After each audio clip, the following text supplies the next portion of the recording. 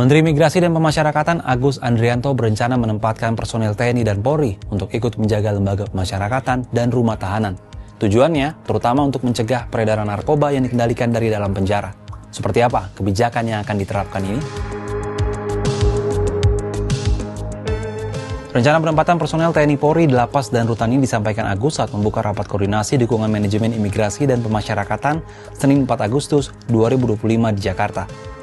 Bila perlu, lapas maupun rutan, terutama yang memiliki potensi kerawanan tinggi terhadap peredaran narkoba, akan kita tempatkan personil TNI atau Polri di dalam melakukan pengamanan, termasuk pemeriksaan kepada petugas jaga, masyarakat yang melakukan besuk tahanan, sehingga upaya mencegah peredaran narkoba dari dalam lapas ini dapat berjalan dengan baik. Rencana itu adalah bagian dari pengembangan nota kesepahaman dan perjanjian kerjasama yang diteken Kementerian IMIPAS dan Polri.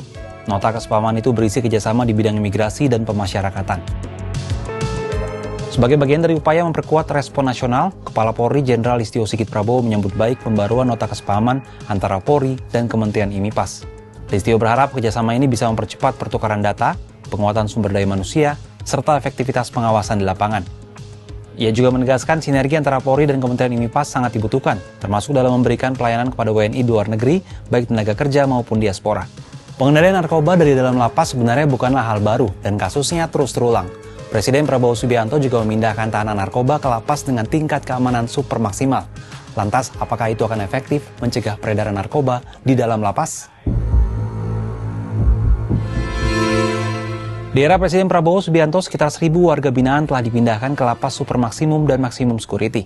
Salah satunya pada Juni 2025, ada 100 warga binaan kategori risiko tinggi terkait peredaran narkotika di Sumatera Utara yang dipindahkan ke lembaga pemasyarakatan dengan keamanan maksimum di Pulau Nusa Kambangan, Jawa Tengah. Pemerintah berharap warga binaan yang telah dipindah itu dapat berubah perilakunya menjadi lebih baik setelah diterapkan pengamanan yang tepat dan dibina di lapas Nusa Kambangan. Warga binaan yang dipindahkan ke Nusa Kambangan itu pun dinilai sudah sesuai dengan prosedur standar operasi atau SOP. Selain itu, mereka juga telah melalui penyidikan, penyelidikan, dan asesmen. Jika sampai mereka melakukan kesalahan dan tindakan negatif lagi, tak akan ada ampun bagi para narapidana ini. Sebab pemerintah menargetkan lapas terbebas dari narkoba dan peredaran ponsel. Terkait hal ini, peneliti Center for Detention Studies Gatot Goe berpandangan, di Pulau Nusa Kambangan memang ada 3 lapas dengan keamanan super maksimum. Lapas itu berkonsep 1 sel, 1 tahanan, atau one man, one cell. Dengan ditempatkan di sel berkonsep seperti itu, ada pembatasan gerak napi secara maksimal. Bahkan ia menyebut bahwa napi bisa berada 23 jam dalam sel dan hanya diizinkan keluar selama 1 jam. Hal itu bertujuan membatasi interaksi sekaligus mencegah potensi gangguan keamanan dan ketertiban. Menurutnya, kebijakan pemerintah itu sangat efektif mencegah napi berisiko tinggi untuk mengulangi tindak pidananya. Namun Gatot mengingatkan bahwa pentingnya integritas petugas lapas atau sipir. Petugas dapat dipengaruhi oleh narapidana yang mayoritas adalah bandar narkotika tersebut, entah dengan iming-iming uang atau fasilitas. Oleh sebab itu, kebijakan pemindahan napi berisiko tinggi juga harus diikuti dengan pengawasan melekat kepada para sipir di lapas. Hal ini yang mungkin bisa dilakukan dengan adanya pengawasan dari TNI Polri.